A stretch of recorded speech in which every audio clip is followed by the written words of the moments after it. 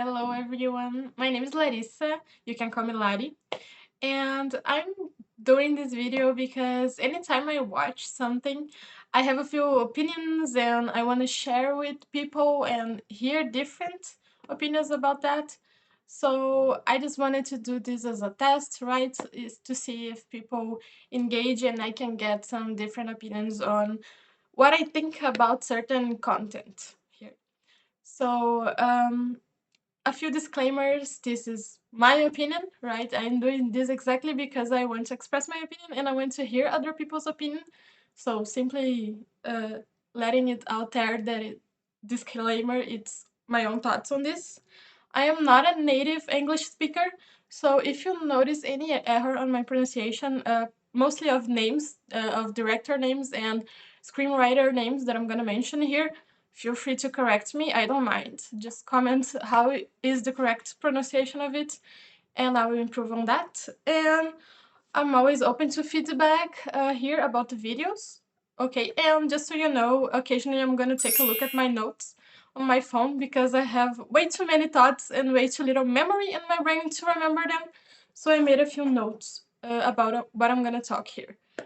So, we're talking about the Sirens Netflix series that just came out on Netflix, right? I have a few opinions about it, and I feel like I had a vision different from a few commentaries I already saw on the internet. So I wanted to come here and talk about it and see if someone else saw it this way or if someone else saw it in a very different way that I never even imagined. So, this is basically a series that is being quite popular right now because it talks about drama and rich people and a lot of very dramatic stuff and crazy stuff. So everyone is kind of hopping on this hype. But I have a few different reasons for that. But basically, I was on a Friday night, not knowing what to do, not knowing what to watch, and then I came on this new series, and I was like, okay, let's see what this is about. And now I'm deciding to do a video to talk about it. And that's that. The summary of the series is quite small. If you look at it, it's Devon is concerned about her sister and health relationship with her new boss. That's basically it. And it kind of describes the whole series, the whole 5 episodes, without describing it at all. So I guess it makes sense to be so short because they had to start at a simple premise to then develop everything. The directors for this series are Nicole Castle, Quen Tran, and Lila Neubauer. The writers are Molly Smith, which is actually this series is actually based on a play there was written by Molly, right? Elemenopia. I didn't watch the original play, so I can't tell you how similar it is or if the takes I am taking on the series are actually represented on the play as well. But just so you know, the series is based on a play from Molly. And other writers are Colin McKenna and Becca Brunster. Okay, so if I pronounced any name wrong, just correct me there. Uh, for my point here, I would like to clarify that all directors are women. Mostly writers are women too, and this is based on Molly's play. Why I think it's important, you're gonna see when I do my take on what I find in the series to be like a secret take on that. And other things is that Quen, Lila, Molly, and Colin and Becca also worked on the Maid series that was done in 2021. Okay, that is also focused on women, but it takes a very more dramatic and less Hollywood one take in the hardships of life, right? The actors for this, right? For Devon, we have Megan Ferry. She's very. I think she did Devon very well. I do not always relate to characters such as Devon. They are very messy and rebellious. I do not always relate to them, but I was able to be a bit friendlier towards the character because of her acting. Billy Alcock is Simone. I never saw anything from her before, but I liked her a lot. I found her quite a nice character. I like the actress a lot. She's very pretty as well. For Bruce, we have Bill Camp. Uh, Bruce's character is a bit complex, even though he's represented on simple manners. The character itself, the history of the character, as we discover in the series, is quite complex, and I feel like Bill Camp was able to represent it quite well. In the scenes that he does bring the emotional value to the series, right? You feel the sadness and the worry that come from it. So he did it very well, even though he didn't have a major character appearance. For Peter, we have Kevin Bacon, and for Michaela, we have Julianne Moore. She's amazing. I love her. I also started watching the series because on the trailer I saw that she was there, so I thought that it was worth watching. She's doing amazing on this role as well. For Ethan, we have Glenn Howard. For Morgan, we have Trevor Salter.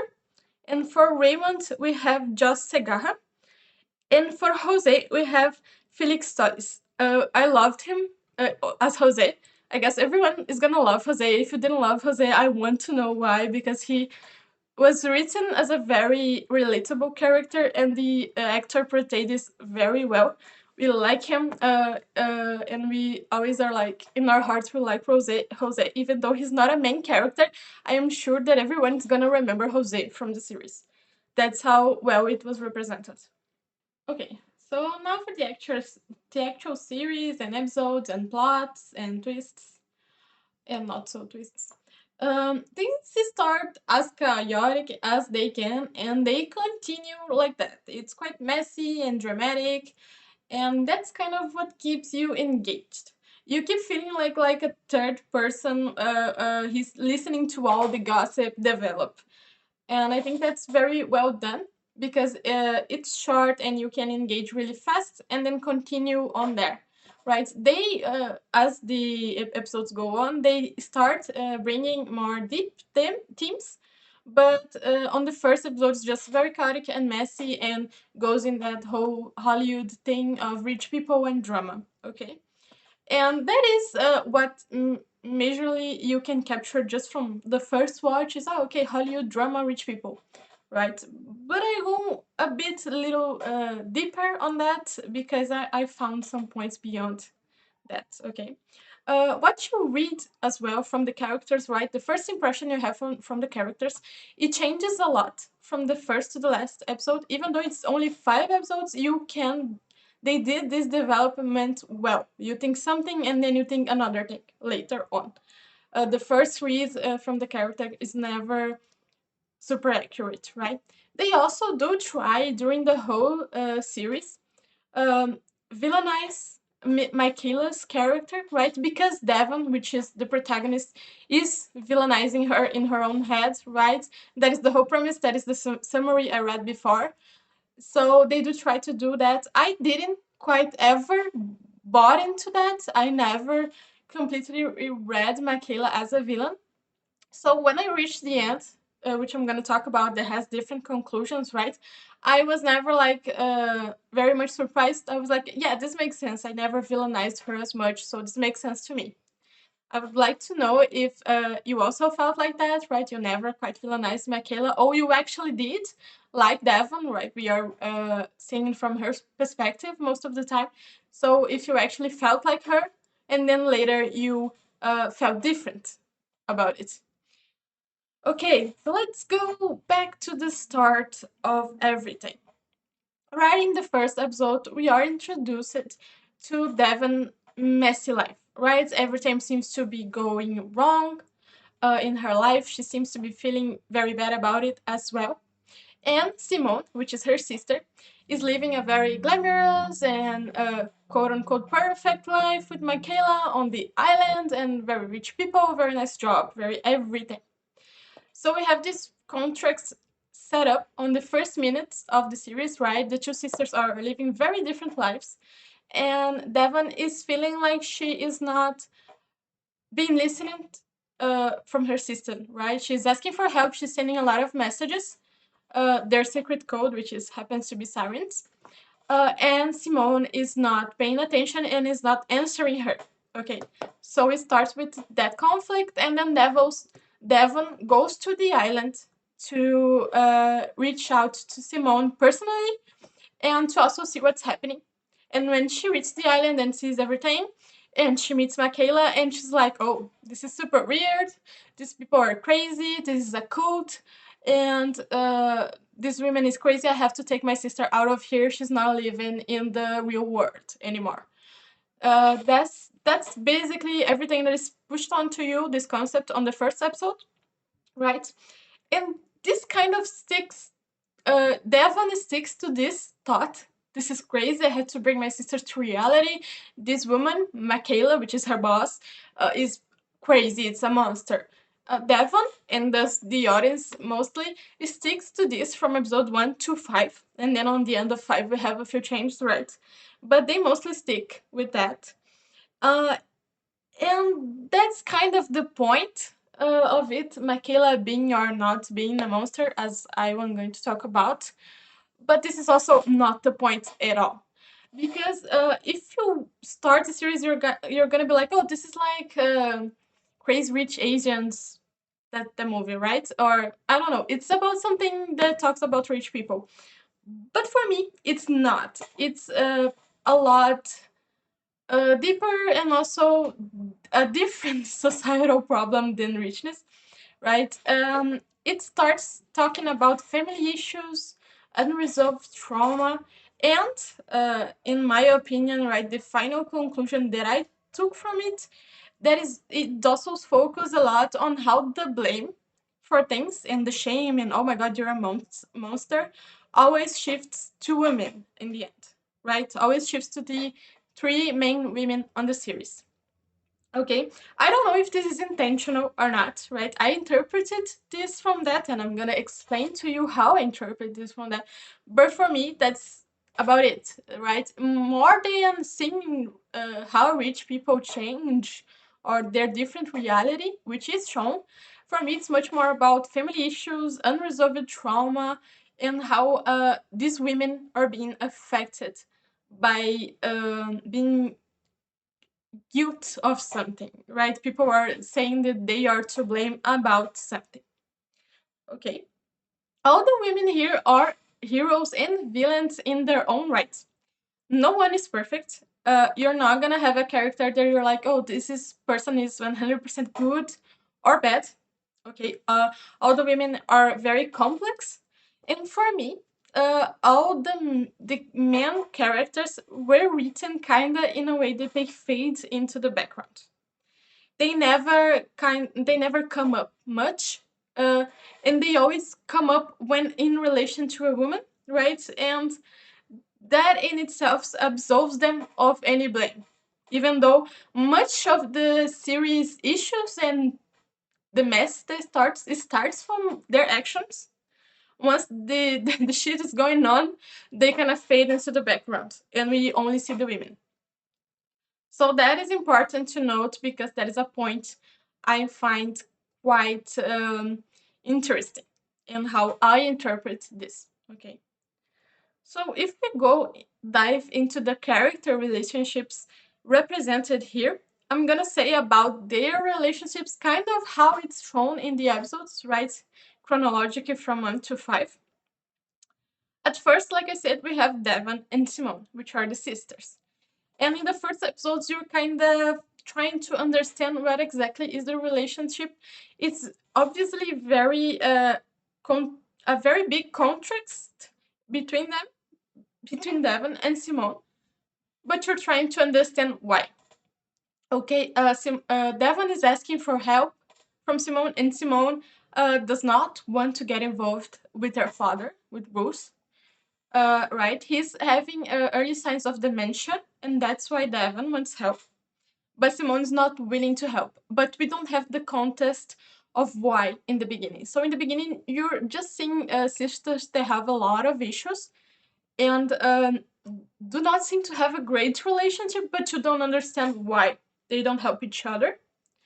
And you don't understand exactly why Devon is so fixated on taking Simone away. Obviously, she has a very different lifestyle, so she thinks Simone is living in a fantasy world, that she needs to come to reality and she needs to drop her crazy job and come home to help with her parents. And I was not. I didn't have the context, but I was not understanding really why Devon was such focused on that and why Simone was not. Right? You don't understand the family relationship just from those two people in the beginning. It's very confusing. And then, right on the first or second episode, Devon talks about Simone being in foster care. So that gets things a little messier, right? You know their mom is dead, and you know Bruce, their father, is alive and in early stages of dementia. But then you get to know that Simone was at foster care at some point. So you're just trying to connect everything, right? The sisters seem to, even though they're very messy, they seem to love each other, but they are unable to connect because they have very different realities.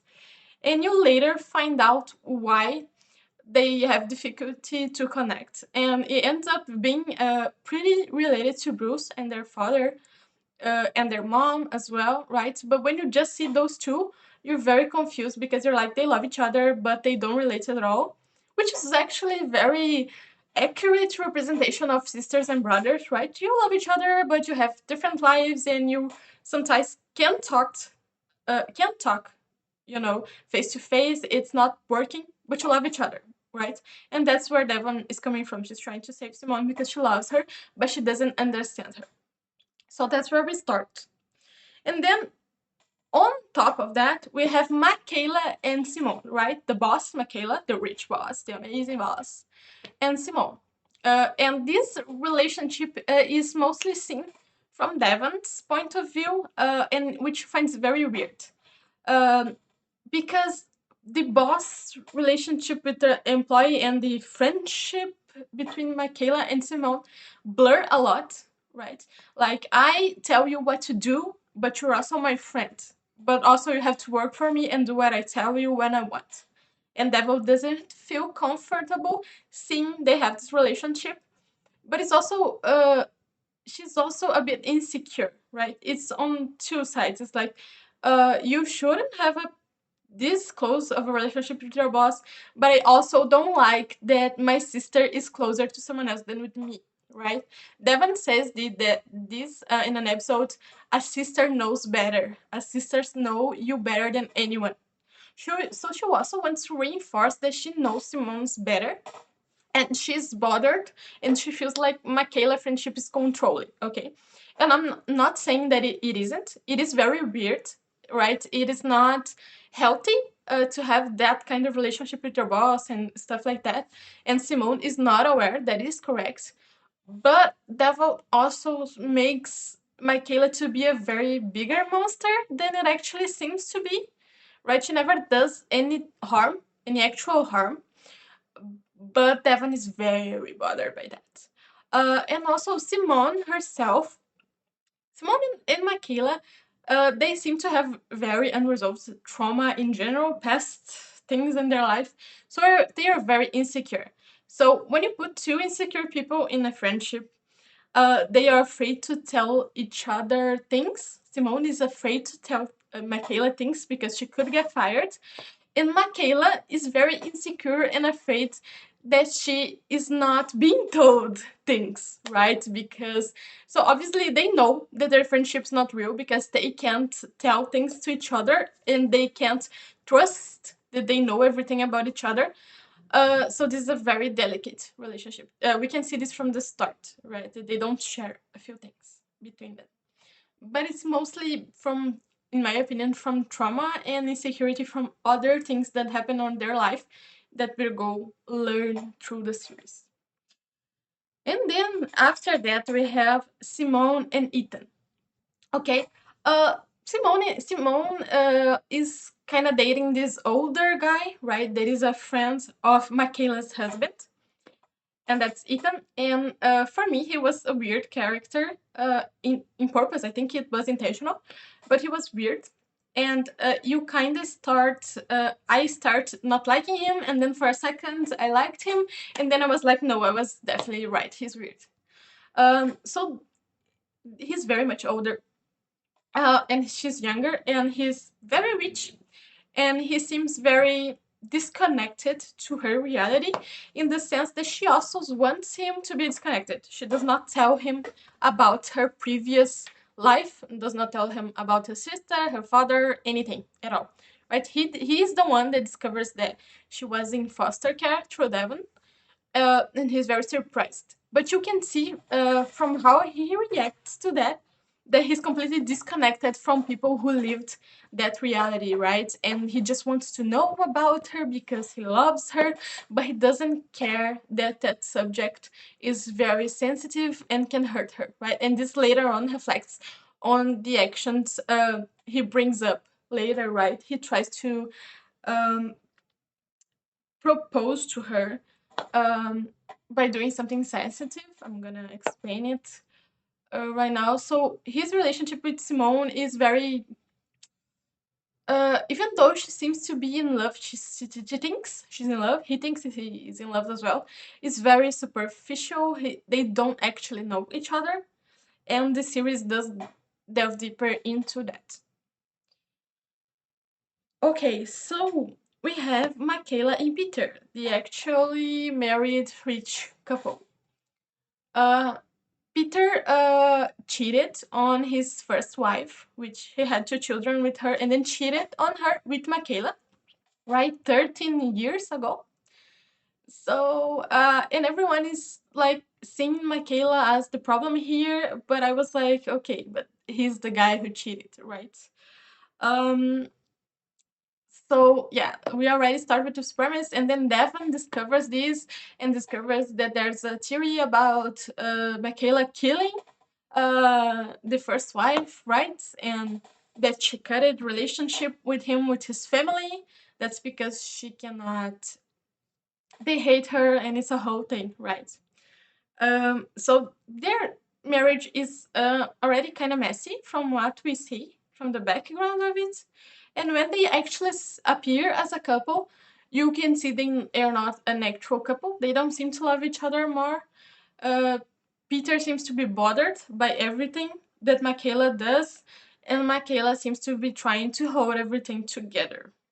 Okay, so now for the actual, I would think, main focus, actually, if we think deeper, right, and the family issues and the trauma, it's coming mainly from this relationship, which is Devon, Simone, and Bruce, right, the two sisters and their father.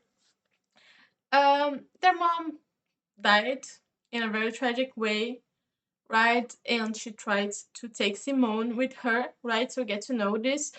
And then we get to know that her father kind played a part in her feeling the need to do that, right? The mother feeling bad. And then after the mother's death, he also neglected Simone, right? And Devon went to college, and her father became depressed and neglected Simone. She suffered a lot as a child, right? She wasn't fed, she wasn't taken care of, and that's why she ended up on foster care, right? Because her father was not taking care of her. So when we discovered that, we kind of understand a lot from Simone reluctance to actually answer Devon and go back home, right?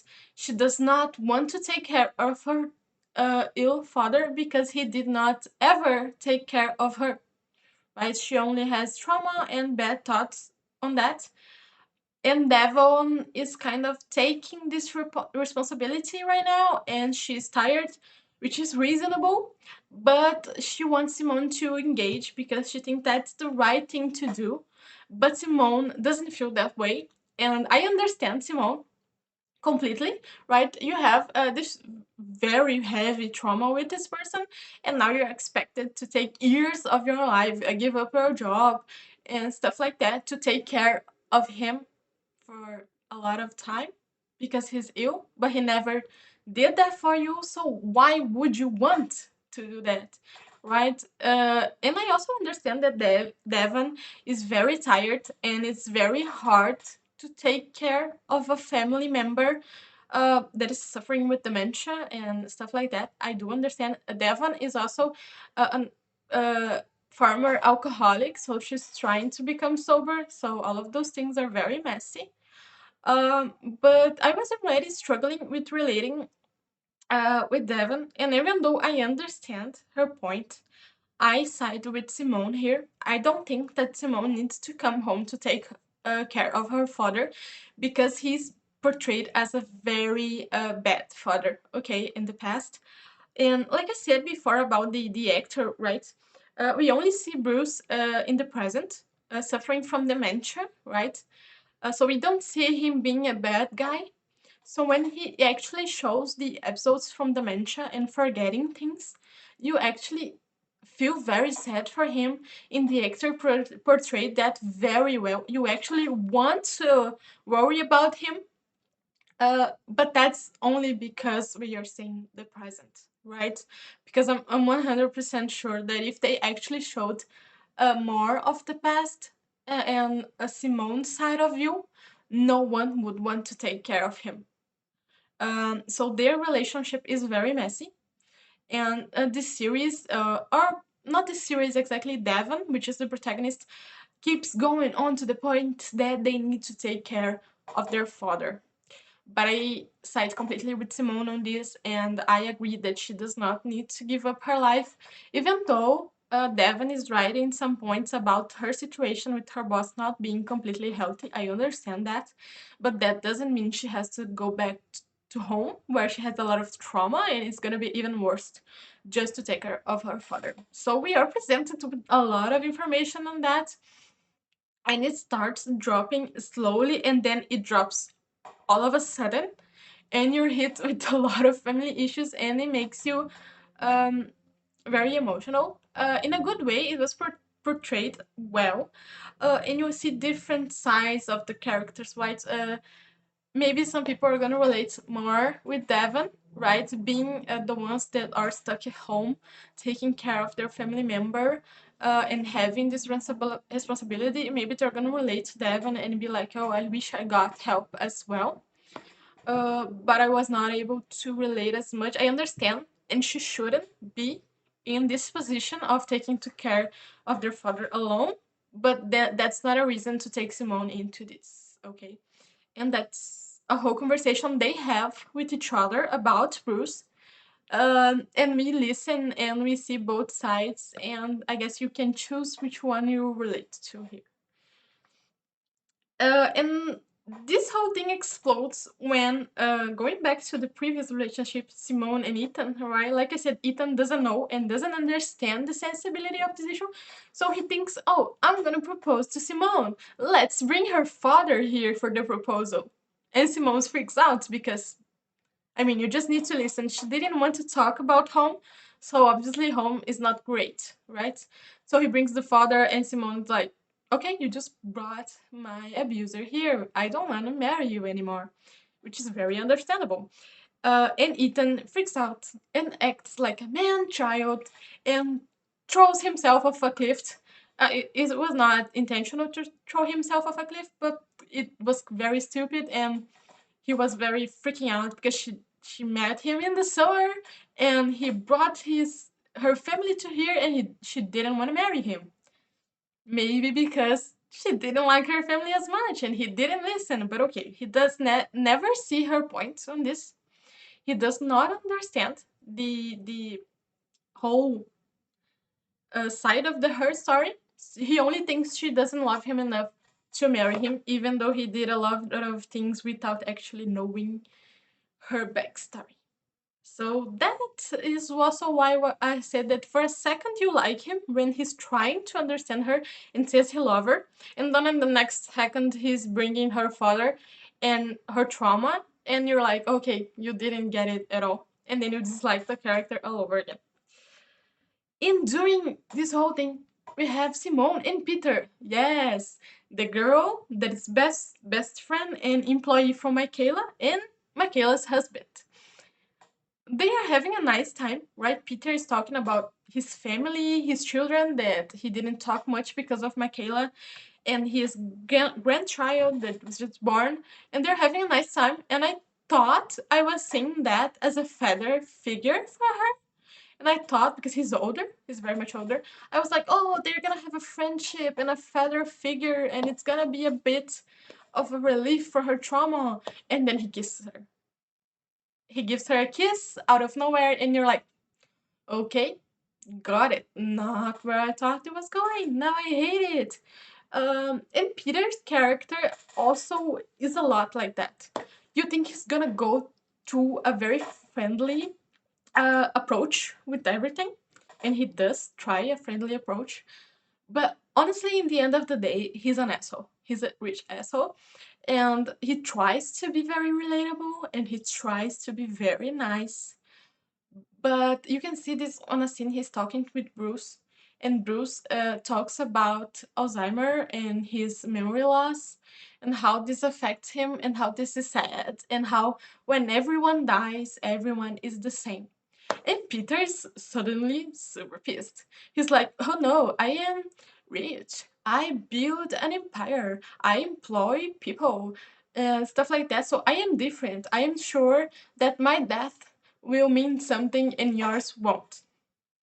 And in that, so when you hear that, you're like, okay, it kind of tracks. Okay, he's trying. The series tries to humanize him a lot, and you kind of you're like, Michaela is the bad guy because Michaela is acting like a rich people, and Peter is not acting like rich people. So he must be nice, but he's the one that actually has the empire and the money, and he is only trying to be relatable. But in the end, he also thinks like a very arrogant person, and that's why when he kisses Simone, he even breaks more of the character for me, and it's like, okay, I don't like him.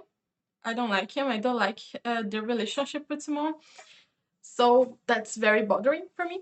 But it's also represented in a nice way, um, which kind of ties everything together on the story. But let's go to the next relationship that we see, which is Devon, Raymond, and Morgan. Raymond and Morgan are two potential romantic partners for Devon. Raymond is from their hometown, and he is kind of an asshole because he's married and he cheats on his wife with Devon. But he likes to say that he's nice to her, so that's fine. And Raymond is a nice guy, but we never see Raymond do anything else than be a nice guy. He's like, I kissed you. I like you. Come travel with me. And that's it. That's the whole extent of what we see of Raymond's character. We root for him instead of Raymond because, I mean, at least he's not cheating, right? But we don't actually connect much beyond that. And beyond the actor being very handsome, and then you're like, oh, they make a good couple. They're pretty, and he's nicer than the cheater one. But even then, I felt a lack of depth on that relationship. And then we have Devon and Bruce, right? Her father, and she has like this responsibility in her head to take care of him, even though they went through a lot of tough times together, right? And she tries to during the series move past that and live her life and try to gather other resources to take care of her father than not herself, but she's not able to free herself from that responsibility until the last episode. She tries, but she gives up on living her own life. Right? We start the series complaining. She's complaining she can live her life, and even though other people try to advise her to take her life more serious and go be free, she's unable to do that. Right? uh, Family is complicated, and she represents that.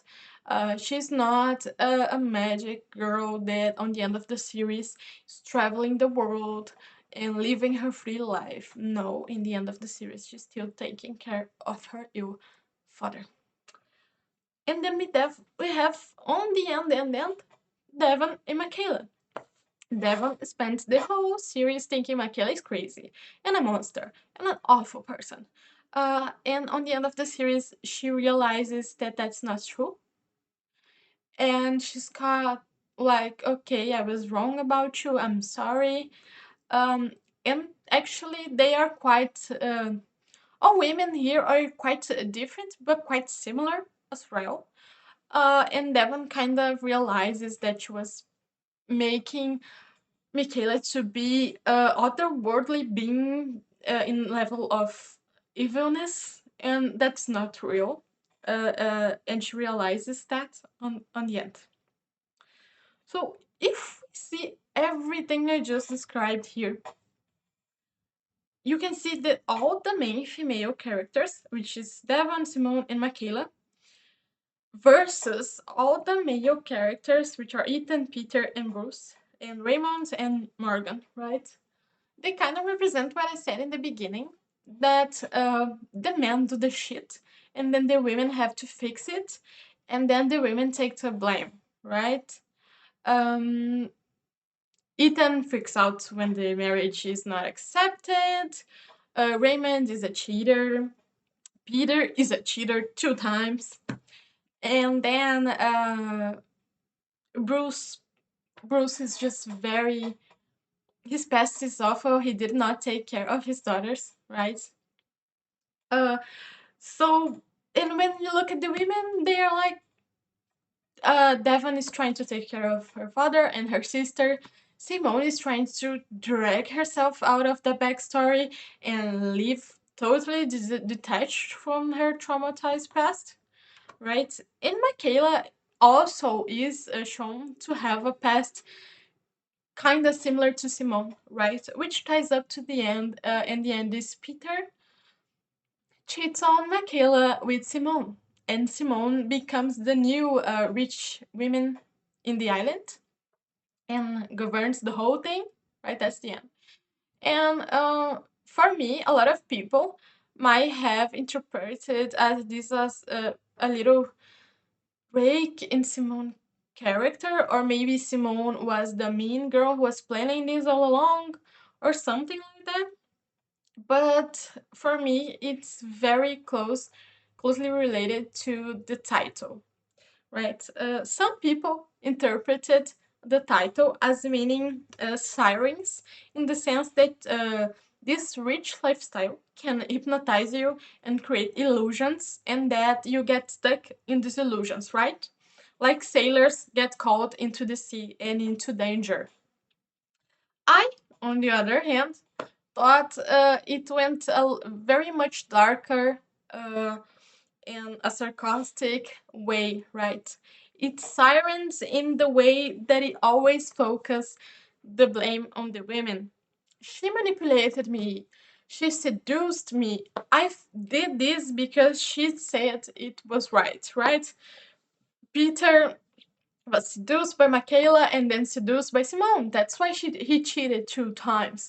Raymond is seduced by Devon. That's why he cheated on his wife. And when Devon finally tells his wife that he's a cheater, he's like, "Oh, why you did this?" Right? He does not want to take responsibility for that. And we are stuck into those male characters that are kind of awful, but we don't tell them that they are awful, right? The women are awful because Devon is the one that slept with a married man, or Simone is the one that is becoming the new Michaela, so that's her problem, right? And that's also Michaela's problem because she's the one who stole Peter from his wife originally, and that's all their fault, right? And they are the whole problem here. Um, and that also enters into the whole siren theme. Maybe she didn't seduce you.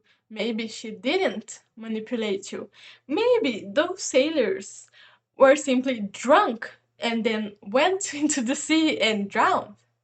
And it was nobody's fault but their own, right? So that's how I view this whole series, and for me, it's a great take on that, on the concept of the sirens, not in a mythological sense, not in that they're actually magic. These women, right? Michaela mostly is represented on scenes like being an otherworldly being. No, they are not actually sirens in the magic sense, but they are sirens in the sense that they were women that were involved in messy situations, and then the men said that they were influenced by them, seduced by them, and that's why the shit happened. And that's what I meant on the start. All the women are unfocused, and all the men fades into the background, even though they started most of the plots that cause issues on the series. So that's my take, right? Beyond the Hollywood one stuff that all the gossip and drama of rich people, I think it's more deep than that. And it's very well done. I don't know if this is intentional. I don't know if the director and writer's point of view is actually that, but that's how it came out for me. In how the characters were written, right? Maybe they simply didn't want to write the male characters as taking more actions, right? But for me, that's the whole point. They don't take actions except when they mess up and they fade into the background again. The only male character we don't see mess up is Morgan, but that's because, like I said, he doesn't actually show depth in any way. All the other characters have a background and a backstory integrating them, but Morgan doesn't. And I would say that's the only reason because we don't feel like he's bad is because we don't know what he did before. So that's that. That's the whole thing. That's the whole opinion. I tried to explain a lot of my thoughts without actually giving as much spoilers as you might think. If you look into the series, I gave major plot points maybe here, but you're still gonna be entertained. If you didn't look at the series and you want to look now, you're gonna be entertained. I guarantee that. And talking about that, being entertained, if you watch it, you shouldn't watch it. I will give it my rank. And it's kind of, I created a personal rank here just because I thought about it when I was doing from 1 to 5, right? And it will say which one means what and what is the actual the rank that I give this Siren series. One would be that I regretted watching.